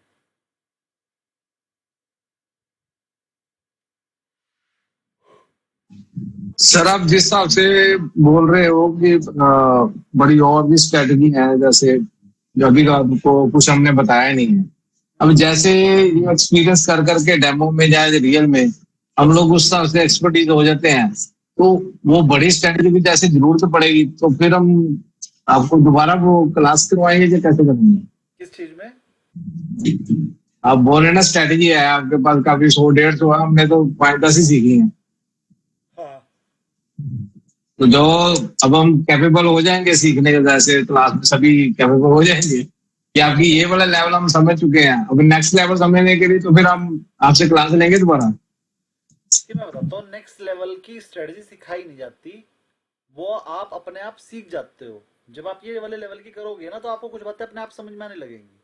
बस उस वाले लेवल पे अभी आप गए नहीं हो, मैं चाह रहा था कि आप उस वाले लेवल पे अपने आप से जाएं, लेकिन जब आप धीरे धीरे धीरे धीरे करेंगे तो सारी चीजें आपको अपने आप समझ में आएंगी। उसमें मेरे को सिखाना कुछ नहीं है, उसमें आपको अपने आप अंदाजा हो जाएगा यहाँ से मार्केट गिरेगी या बढ़ेगी और कहाँ मुझे बैठना है, कहाँ मुझे एडजस्टमेंट करनी है, ये सब आपको अपने आप आ जाएगा। उसकी क्लास नहीं लगाई जाती, वो तो आपको अपने आप आ जाता है। तो जो मैंने ये लाइन बोल दी थी कि उस लेवल पे आप अभी नहीं आए हो, उसका रीजन ये है कि अभी आपने ना बैक क्वेश्चन ही नहीं करे। अब देखो, जब आप बैक क्वेश्चन करोगे ना तो जो चीज मैंने नहीं समझाई है वो भी समझ में आ जाएंगी, क्योंकि बैक क्वेश्चन को मैंने इस तरीके से बनाया है कि आपको जो नहीं भी समझ में आया वो समझ में आ जाएगा बैक क्वेश्चन करते करते। सर बैक क्वेश्चन में अगर कोई ना समझ आए तो हम व्हाट्सएप पे क्वेरी बना के डाल दें? बिल्कुल, अगर आपको बैक क्वेश्चन में कुछ समझ में नहीं आ रहा है तो आप अपने ग्रुप पे क्वेरी डालेंगे, क्वेश्चन नंबर, क्वेश्चन पूरा फोटो खींच के और आंसर भी। फिर जो आपके ग्रुप के अदर मेंबर हैं वो आपको समझाने की कोशिश करेंगे। अगर उनसे नहीं समझाया गया तो फिर मैं समझाऊंगा। इससे क्या होगा, आप सबका रिवीजन होता रहेगा आपस में। ठीक है सुदीप सर वो रिसर्च एनालिस्ट में भी कितने स्टूडेंट आ गए सर, नए वाले कितने आ गए? अभी तक 3 बंदों का रजिस्ट्रेशन हुआ है, लेकिन 7-8-10 बंदों ने कहा है हम करेंगे। मतलब हमें टारगेट है हमारा 20 स्टूडेंट। तो इसी मंथ सितंबर में बैच स्टार्ट होना है? सितंबर में होगा, लेकिन थोड़ा सा लेट करूंगा क्योंकि मैं भी अपना बहुत टाइम से लगातार ही पढ़ा रहा हूँ और थोड़ा देखूंगा, मतलब हफ्ते भर का मैं थोड़ा सा डिफरेंस रखूंगा अपने बैच खत्म होने और नया शुरू होने में। 1 हफ्ता कहीं घूमने जाऊंगा, बहुत पैसे कमा लिए, खर्च भी तो करने हैं। सर NSM 15 की हमारी जो क्लास वो न्यूमेरिकल सब एक बार ले लेना, जितने न्यूमेरिकल से 15। क्या कह रहे हैं आप? NSM 15 जो है ना उसमें जो न्यूमेरिकल जितने भी है ना उसका रिवीजन ले लेना हमारे क्लास। रख लेंगे, वैसे तो हम 15 का नया बैच ही स्टार्ट कर रहे हैं, तो आप उसका लिंक मैं आपको हमेशा भेजूंगा ही, उसमें क्लास का नाम लिखा ही होगा। तो जब वो न्यूमेरिकल वाली क्लास आएगी तो आप उसमें आ जाना, रिवीजन हो जाएगा। ओके, सारी की सारी क्लासेस में भी आ सकते हो, ठीक है सर। है ना? तो मुझे कोई प्रॉब्लम नहीं है। अगर मेरा NSM 15 का बैच स्टार्ट हो रहा है तो आप सारी की सारी क्लास दोबारा भी ले सकते हो, मुझे कोई प्रॉब्लम नहीं है। सूर्यवंशी जी, आपकी कोई क्वेरी? नहीं सर, कोई क्वेरी नहीं। सुदीप जी बोलिए आपकी। सर चल ठीक है, पहले NSM की बात करते हैं 15 की। सर उसमें एक क्लास तो सर 13 चैप्टर 13 जो है ना वो न्यूमेरिकल का ही है, वो फॉर्मूला बेस्ड है, वो थोड़ा सा इशू कर रहा है। उसकी एक क्लास आप जब चाहो तब रख लो, लेकिन टाइमिंग यही रहेगी सर 8:30 बजे। हाँ यही रहेगी। लेकिन सर ये 1 हफ्ते के अंदर ही कर लो, सर 1 हफ्ते के अंदर ही कर लो सर। दुर्गा पूजा का बाजार है हम लोग का, कपड़े की दुकान है, तो लेट हो जाता। आज भी बहुत लेट मैं ईयरफोन लगा लिया था मोबाइल पे, अभी जस्ट घर पहुंचा हूँ तो बोल के लैपटॉप से आपसे बात कर। चलिए मैं कोशिश करूंगा। तो ऐसे 1-2 दिन के अंदर क्लासेस पेंडिंग रह गई हैं और जो भी आपकी क्वेरी क्लासेस हैं वो मैं कोशिश करूंगा बीच में लेने की, वरना नए बैच में ले लेंगे। नए बैच में तो फिर धीरे धीरे आएंगी ना, मैं फिर उसमें ले लूंगा यार। सर एक्चुअली क्या ना वो पूरा हेक्टिक शेड्यूल होता है सर, 1 महीने का पूरा, ये सितंबर महीना। चलो तो फिर अलग से ले लेंगे। कोशिश करें सर। अभी चैप्टर 13 मार्केट में चल है के सर। रहा है एक मिनट सूर्यवंशी जी, 1 मिनट सर। पूरी होने दीजिए। हाँ बोलिए। हाँ सर, चैप्टर 13 ही है वो, उसमें फॉर्मूलाज बहुत सारे हैं। समझ गया मैं, रेशियो एनालिसिस वाला चैप्टर बोल रहे हैं आप। हाँ, रेशियो एनालिसिस वाला चैप्टर है सर। समझ गया था। उसको एक बार सर आप 1-2 दिन के अंदर ही करवा दें। मैंने सैटरडे संडे भी करवाया, कोई इशू नहीं है, पर सर उसको करवा दीजिए। सुदीप जी, मुझे अभी और स्टूडेंट से भी पूछना पड़ेगा कि वो उस क्लास में आना चाह रहे हैं क्या, और टाइमिंग देनी पड़ेगी और अपना भी देखना सर ग्रुप नहीं, आप ग्रुप में पूछे थे? हाँ, मैं अपने ग्रुप में पूछा, सभी रेडी थे। लेकिन अब हाँ, आज पूछ जो है लेना। ना, आज आपका ये वाला बैच खत्म हो गया है। अब ये वाला बैच खत्म होने के बाद मैं ग्रुप में ठीक है। मैं मैं ग्रुप में डाल हाँ दूंगा। और सर एक और क्वेश्चन था, चलिए वो तो दाऊद जी ने पूछा बोल के मैंने ही बोल दिया। ठीक है। सर सपोज अपने कोई कैश में शेयर लेके रखे हैं, अगर 20-22% प्रॉफिट आ रहा है, ये मैंने उनको हर्षी से पूछा था, वो आपके वो फ्रेंड आए थे उनसे पूछा था, उन्होंने ये कहा था तो सर उससे निकल जाना चाहिए ना और वेट करना चाहिए ना, उस शेयर में कितनी पोटेंशियल, अगर फंडामेंटल चेक करते हैं देखते कंपनी बहुत अच्छी है, ग्रोथ का ऑप्शन है। पर सर 1-2 शेयर मैंने लिया था, वो हाई बनाया तो वो आ गया, वो 20 में आ गया, माने 40% का प्रॉफिट आ रहा था, वो आप 20% के आसपास आ गया। तो इस सिचुएशन में हम लोग क्या करना चाहिए? देखिए, जब भी हमारे को अपना शेयर या प्रॉफिट बुक, अब सुन लीजिए, जब भी हमारा कोई शेयर हम बेचने का सोच रहे हो तो हमें 2 चीजें सोचनी चाहिए कि वैल्यूएशन के हिसाब से क्या ये शेयर यहाँ से और बढ़ सकता है, अगर बढ़ सकता है तो क्यों बेचे, क्या कितना भी प्रॉफिट हो रहा हो। लेकिन अगर आपको लगता है कि नहीं ये बहुत बढ़ गया है, यहाँ से रिस्क है, देखो शीशे को, अगर आपको लगता है यहाँ से बहुत रिस्क है और कुछ गिर भी सकता है या बहुत हाई वैल्यूएशन पे है, तो बिल्कुल बेच देना चाहिए, रिस्क क्यों लेना है। लेकिन अगर आपको लगता है सर उसकी ऑर्डर, मैं आपको एग्जांपल बता देता हूँ, HAL कभी 2000 रुपए का शेयर होता था, अभी 4000, 4400, 4500, 4800 भी आ गया।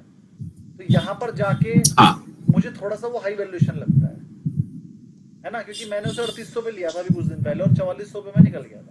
अभी वो 46, 45, 4600, 4800 लगा के 5200 लगा के वापस आया है। तो जब 5000 के आसपास आता है मैं उसमें से निकल जाता हूँ, जब वो 4000 के आसपास आता है मैं ले लेता हूँ। तो अब अगर मान लीजिए किसी ने 10 रुपए 20 रुपए चिल लिया था, उसका 4000 हो गया, तो वो कहेगा अब निकालना चाहिए कि नहीं निकालना चाहिए, तो मैं कहूँगा 4000 पे नहीं निकालना चाहिए, लेकिन 5000 के आसपास निकाल देना चाहिए। आज के म्यूट कीजिए।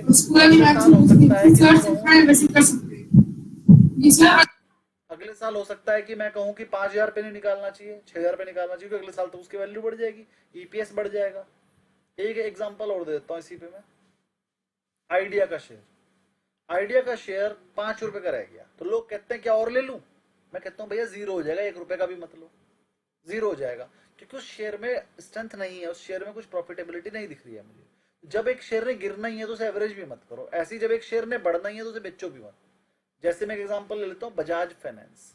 अगर बजाज फाइनेंस देखोगे ना तो हर 3 साल में 2 साल में डबल हो जाता है, तो अब तो वो बहुत महंगा है, क्या उसे लेना नहीं चाहिए? ले लो भैया, उसमें ग्रोथ इतनी ज्यादा है, 40% का जो है उसका मार्जिन है, 40% का 40% का मार्जिन किसी भी फाइनेंस कंपनी को नहीं है, और बड़े लेवल की कंपनी है, छोटी कंपनी को भी नहीं इतना मार्जिन तो जितना बड़ी को आ रहा है।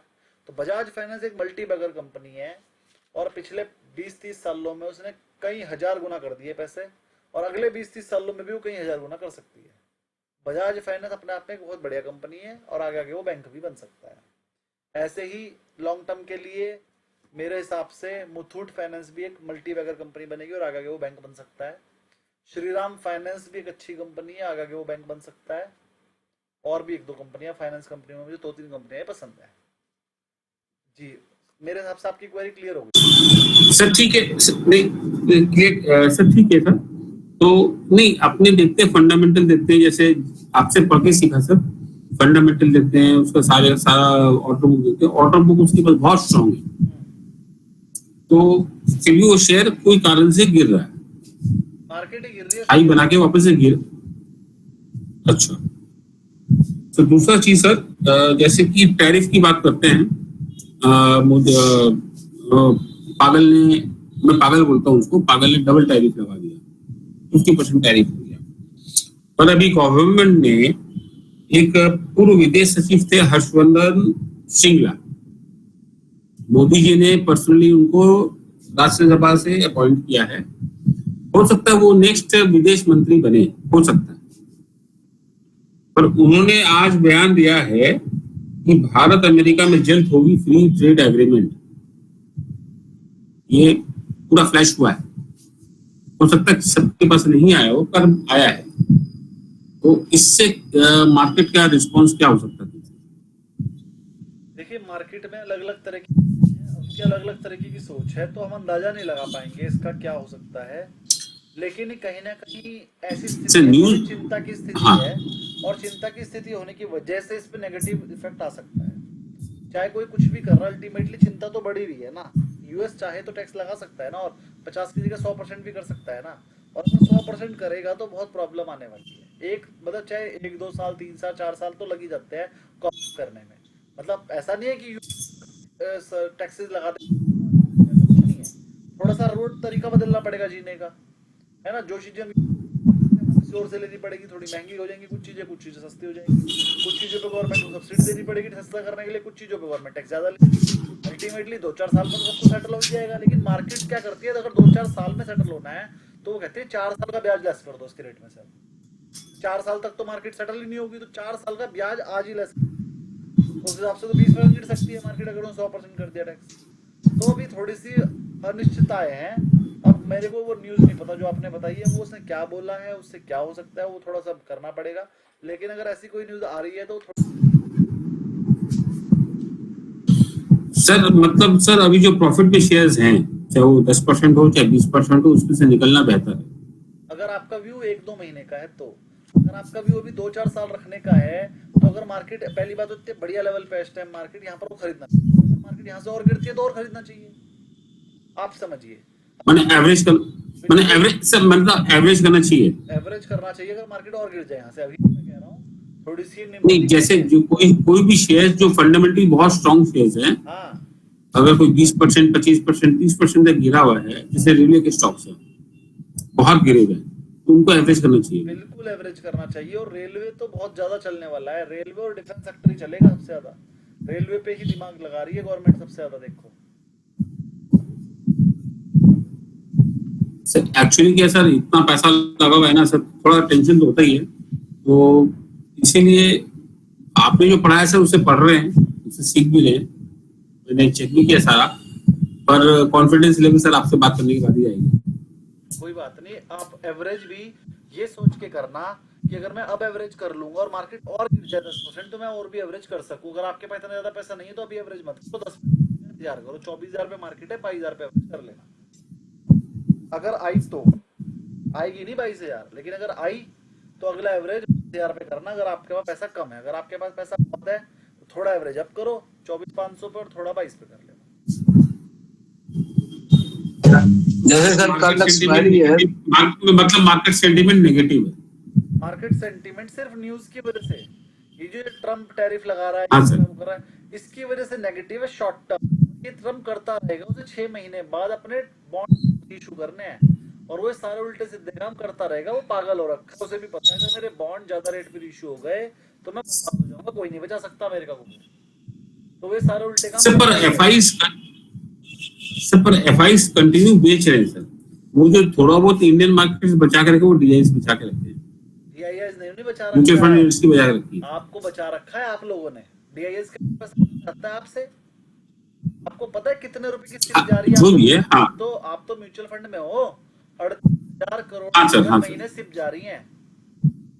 हाँ 38,000 करोड़ रुपए की 38 लाख करोड़ रुपया, तो 38,000 करोड़ है शायद, 38,000 करोड़ है शायद। 38,000 करोड़ का तो सिप में पैसा जा रहा है हर महीने म्यूचुअल फंड्स के पास।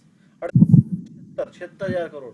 क्योंकि कल मैंने एक क्विज आया था एचडीएफसी वालों को, वो दिया था, उसमें था एक क्वेश्चन कि हर महीने कितने हजार करोड़ का सिप चला जाता है 7 के बाद। तो 38 था एक उसमें ऑप्शन और एक 76 था, 36 लगाया था, लेकिन सही आंसर था 76,000 हर महीने डीआईएस मिल जाता है। 76,000 करोड़ मतलब 1 लाख करोड़। मान क्या बेच रहे हैं ये लोग? कुछ भी नहीं बेच रहे, हम जितना खरीद सकते हैं। 76,000 करोड़ तो सिप से जा रहा है, प्लस लमसम भी जा ही रहा है कितना कुछ। तो 1 लाख करोड़ तो महीने के पास डीआईएस के पास वैसे आ जाते हैं। कहाँ करेंगे ना, यही करेंगे। पिछले 4 साल से एफआईआई बेच ही रहे हैं, कभी तो खरीदने भी आएंगे। खरीदने आएंगे ना, ये जो आपको 25,000 का लेवल दूर दिखाई दे रहा है ना, 30,000 आ जाएगी मार्केट, आपको पता भी नहीं चलेगी क्या होगी। जब एफआईआई आते हैं तो ऐसे ही आते हैं। ये क्या करते हैं, 4-5 साल बेचते हैं, फिर 4-5 साल खरीदते भी है। अभी बेचने वाला टाइम 5 साल हो गए ना बेचते हुए। 5 साल से एफआईआई बेच ही रहे हैं बस। 5 साल से उनकी पूरे साल की फिगर देखोगे, हर साल किसी साल ज्यादा बेचते हैं, किसी साल कम बेचते हैं, लेकिन है नेगेटिव। लेकिन जब ये खरीदने आएंगे ना तो ऐसे ही खरीदेंगे, फिर ये 30,000 पहुंचा देंगे मार्केट को। तो इसलिए लॉन्ग टर्म के लिए तो मोरल ऑफ द स्टोरी यही है सब। हाँ sir, moral of the story यही है, स्टे इन्वेस्टेड। Stay invested. कोई लालच मत करो बढ़ गई मार्केट, कोई डरो मत कि गिर गई मार्केट। मार्केट जरूरत से ज्यादा बढ़ जाए तो थोड़ा बहुत पैसा बुक कर लो, जब मार्केट जरूरत से ज्यादा गिर जाए तो थोड़ा बहुत पैसा और डाल दो, बस यही है। ठीक है सर बहुत मोटिवेशन मिलेगा सर इससे। और क्वेरी किसी की?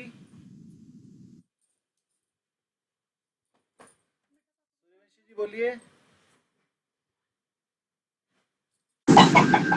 सर अभी पीसीआर वगैरह क्या चल रहा है वो मेरे को पता करना था, ओवरसोल्ड है कि कैसा क्या है, कब तक रिकवरी आएगी? पीसीआर एक तो निफ्टी का मत देखा करो, निफ्टी का पीसीआर तो 2 घंटे में चेंज हो जाता है। निफ्टी बैंक निफ्टी के पीसीआर इतने बढ़िया नहीं रहते हैं देखने के लिए, उसके लिए तो वही देखा करो FII long position. FII long position अभी 10% 11% के आसपास है, तो शॉर्ट कवरिंग आएगी आएगी, ठीक है ना। मार्केट ओवरसोल्ड ही चल रही है बहुत टाइम से, और वो उसमें रिकवरी आनी आनी है 2 महीने के अंदर। मैंने आपको 25 साढ़े 25 क्रॉस करने का बोल रखा है, वो हो जाएगा, ठीक है। चाहे ट्रंप जो मर्जी करता रहे, अगले 2 महीने में तेजी आनी आनी है। बस वो ट्रंप के चक्कर में 2 महीने में भी आ सकती है, अगर ट्रंप कुछ ना करे तो शायद 2 दिन में आ जाए, लेकिन तेजी की कगार पे शॉर्ट कवरिंग शुरू हो जाएगी। मतलब मोरा ट्रेडिंग में हम लोग मतलब मोरा ट्रेडिंग जो होगी धनतेरस की उसमें ऐश करेंगे। मुझे लग रहा है धनतेरस नवरात्रों में ही मोदी जी जीएसटी छोड़ देंगे चीजों पे। 2-4 दिन में न्यूज आने वाली है, हमने जीएसटी की फाइनल कर लिया रेट और ये छोड़ दिया। जिस जिसका नाम लेंगे वही भागता रहेगा, और वो सब पे ही छोड़ रहा है, सभी कुछ भाग। मार्केट जीएसटी वाली न्यूज पे 5 से 7% तक भाग सकती है, और 5 से 7% का मतलब हो गया 1000-1200। जो मैंने आपको बोला है 25.5 क्रॉस होगा, वो हो जाएगा जीएसटी की न्यूज पे ही। अभी तो सर उन्होंने ई विटारा मारुति की तरह से लॉन्च भी करवा दी ना गुजरात में। अब वो तो मारुति कंपनी ने लॉन्च की, मारुति गवर्नमेंट की कंपनी है इसलिए वो आए, उसमें कुछ अलग से नहीं किया उन्होंने। मारुति गवर्नमेंट की है। हाँ, आपको नहीं पता मारुति में गवर्नमेंट का स्टेक है? मारुति कंपनी, मैं बता देता हूँ, मारुति कंपनी गवर्नमेंट ने सेटअप की थी। हमारे इंडिया में जो सबसे पहली कंपनी आई थी कार बनाने वाली, वो मारुति थी। पहले कोई और नाम था इसका, फिर बाद में मारुति कर दिया था इसका नाम।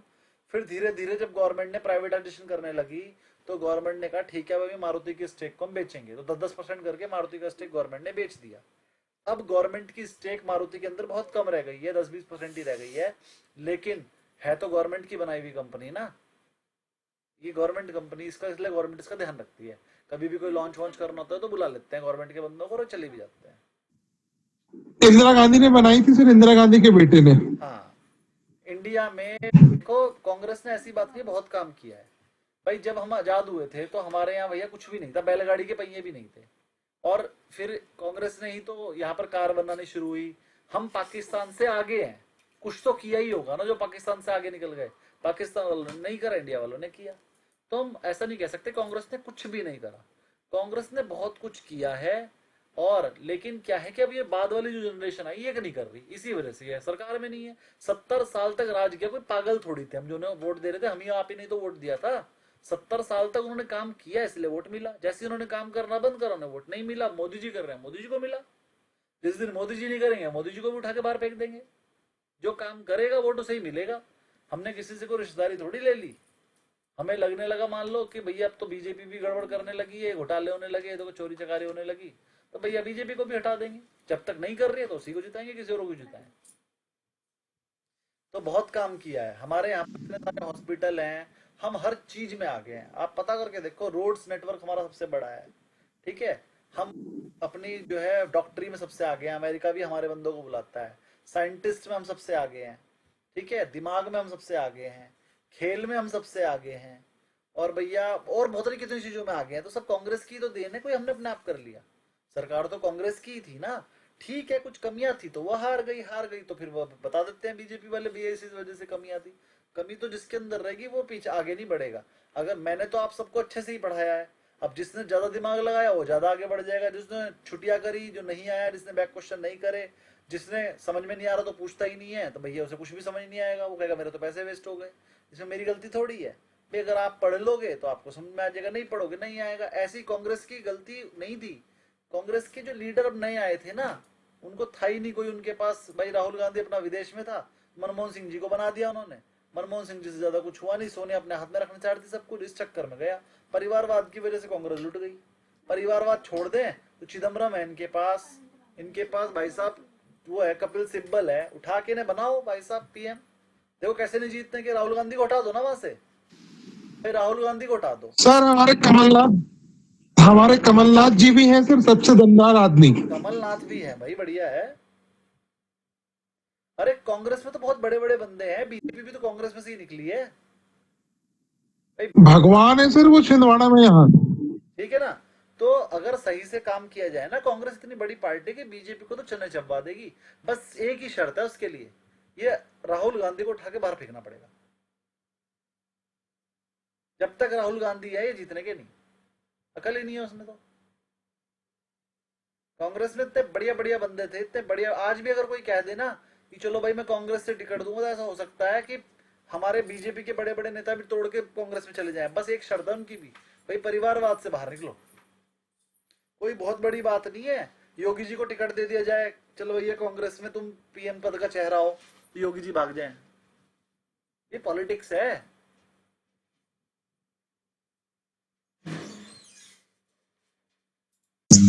सर वो इनका हाँ वो इनका जो रहता ना कि मेन एजेंडा है कि वो हम ही बनेंगे सारा कुछ। तो कई जो अच्छे अच्छे लीडर हैं वो यहाँ से हट गए हैं, सारे अच्छे पीछे हट गए हैं लीडर इसकी राहुल गांधी की हरकतों की वजह से ना, पीछे हट गए। अब ये चीज समझ तो नहीं आ रही ना उन्हें। ये समझ तभी आएगी जो सोच रहे कि इसी को ही आगे करेंगे। इतने लोग मिलके भी नहीं बीजेपी को हरा पाए, तो कुछ तो रीजन है ना। हाँ, तो इन्हें अपनी गलती पे मंथन करना पड़ेगा, जो ये नहीं कर रहे हैं। अगर कर लेंगे तो जीत जाएंगे। लेकिन मैं कांग्रेस को भी बुरा नहीं बोलता हूँ भाई, इतने जीत अब हमारे को इस लायक बनाया। आज हम कहते हैं, हम गर्व करते हैं इंडिया पे, वो बनाया किसने? कांग्रेस ने ही तो बनाया। वरना और छोटे छोटे देश है जो हमसे आगे नहीं निकल पाए, कांग्रेस से ही तो निकलने दिए। ठीक है ना। ये कंप्यूटर वगैरह भी तो वही राजीव गांधी लेके आया था। हाँ, तो फिर कंप्यूटर पहली बार राजीव गांधी लेकर आए इंडिया में। तो देखो कुछ सब कुछ होता ही है, ठीक है। टाइम है, बदलाव की दुनिया है, बदलाव जरूरी भी है। एक ही बंदे को बार बार जिताते रहोगे तो तानाशाही हो ही जाएगा। अब उन्हें कल तो आ गई ना, अब 10-20 साल बाद जब वापिस आएंगे तो तरीके से काम करेंगे। ठीक है ना, दिमाग बहुत है उनके अंदर। तो जो कल की मार्केट का सिनेरियो रहेगा जो ट्रंप के हिसाब से, तो वो हम फिर किस हिसाब से इफेक्ट करेगा आपको, आपके आप एनालाइज क्या करते हैं? कल की मार्केट मुझे नेगेटिव लग रही है थोड़ी सी। 100-150 पॉइंट और गिर सकती है निफ्टी। और मैं उस पर देखो नुकसान तो हो ही रहा है, तो लेकिन मैं होल्ड रखने के लिए कहूंगा। जिनकी कॉलें हैं वो तो जीरो हो जाएंगी, कल एक्सपायरी भी है, कॉलें जीरो हो जाएंगी। और भैया जो अपने लॉट हैं, जो अपने कैश के वैल्यू है, उन्हें संभाल के रखो। उनमें से निकलने की कोई जरूरत नहीं है, क्योंकि मार्केट हो सकता है कि बस कल कल गिरे और उसके बाद परसों को फिर तेज हो जाए, है ना। तो थोड़ा सा ध्यान रखो। बाकी देखो इसमें ज्यादा कुछ कह नहीं सकते, मार्केट खुलेगी तो उसके बाद बता पाएंगे। तो मेरे दोस्त का ना, उसके पास अकाउंट है, तो वो उसका ना मतलब 50% रेडी है। और मैं उसको बोला था कि जितना ग्रीन में है कम से कम वो बुक कर लो, तो बाकी भी होल्ड करके रख लेंगे, तो ये ठीक रहेगा। एक और चीज बता देता हूँ, ये कोई तरीका नहीं होता ग्रीन वाला बुक कर लो। अरे ये चेक करो कि मेरा, अब जैसे मान लो उसके पास आइडिया है, अगर आइडिया नुकसान में भी उसे कटवा दो, नुकसान में ही कटवा दो, कि वो जीरो हो जाएगा। अगर उसके पास कोई बेकार है तो वो कटवा दो। लेकिन कोई बढ़िया कंपनी है, टाटा मोटर है सर उसके पास, कुछ वो प्लस में चल रहे हैं, टाटा मोटर भी तो वो पड़े हुए हैं उसके पास कुछ, तो और कुछ और मिसलेनियस उसने रैंडमली उठा लिए कोई ना कोई, ऐसे ही पैसे निकाल। देखो जो छोटी मोटी कंपनियां हैं और प्रॉफिट में, वो निकलवा दो। कोई बेकार कंपनी है तो वो भी निकलवा दो। एक मिनट जरा। हाँ जी, अगर कोई बेकार कंपनी है तो वो भी निकलवा दो, ठीक है ना। चलिए तो फिर आज, एक मिनट। हेलो हेलो हेलो, हाँ जी बोलिए। सर बात करें पर जेपी एसोसिएट और जेपी पावर में बहुत बड़ा मूव आने वाला है। अडानी और रिलायंस दोनों ले रहे हैं उसको, न्यूज आई है। अच्छा, क्या एक एक मिनट होल्ड रखिए बस। हेलो हेलो, हाँ जी सर, जी बोलिए। हेलो, हाँ जी, अभी कल का नहीं है कोई प्रोग्राम, कल बताऊंगा, परसों का है है ना। वो जो लोन होना था वो अभी आज नहीं हुआ, कल हो जाएगा कैरी 10 बजे, तो कल माल भेज देंगे, परसों शुरू करेंगे। ठीक है,